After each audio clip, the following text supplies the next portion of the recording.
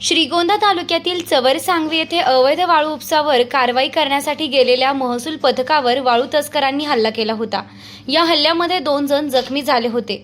त्यावेळेस तहसील यांची गाडीही फोडण्यात आली। पोलिसांना फोन करूनही पोलीस वेळेवर आले नाही।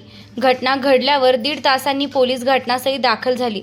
त्यामुळे वाळू तस्करांनी पथकावर हल्ला करून वाहने पळून गेली होती। या प्रकरणी श्रीगोंदा पोलीस ठाण्यामध्ये फिर्याद दाखल करण्यात आली आहे। मात्र पोलिसांनी अद्यापही आरोपींना अटक केली नाही। त्यामुळे संतप्त झालेल्या तलाठी संघटनांनी कामबंद आंदोलन पुकारलं आहे।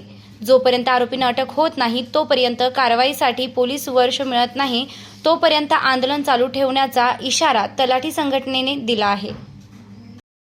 श्रीगोंदा तालुक्यामध्ये गौण खनिज उत्खनन व वाहतूक यावर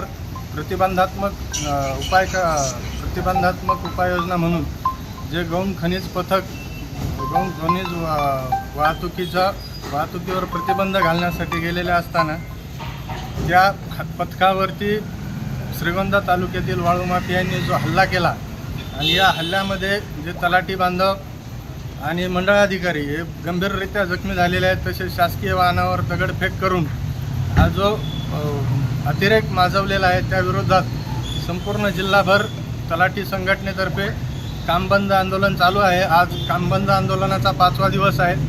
तरी आज नगर तहसीलच्या गेटसमोर धरणे आंदोलन करून या घटनेचा तीव्र निषेध व्यक्त करण्यात आला आहे। काय मागणी काय तुमची?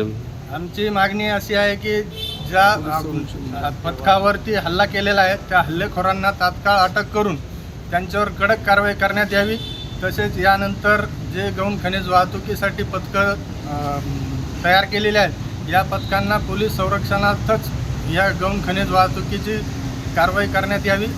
अन्यथा म्हणजे फक्त विना संरक्षण कोणतीही गौण खनिज वाहतुकीच्या नियंत्रणाची कारवाई यापुढे तलाठी संघटना करणार आहे।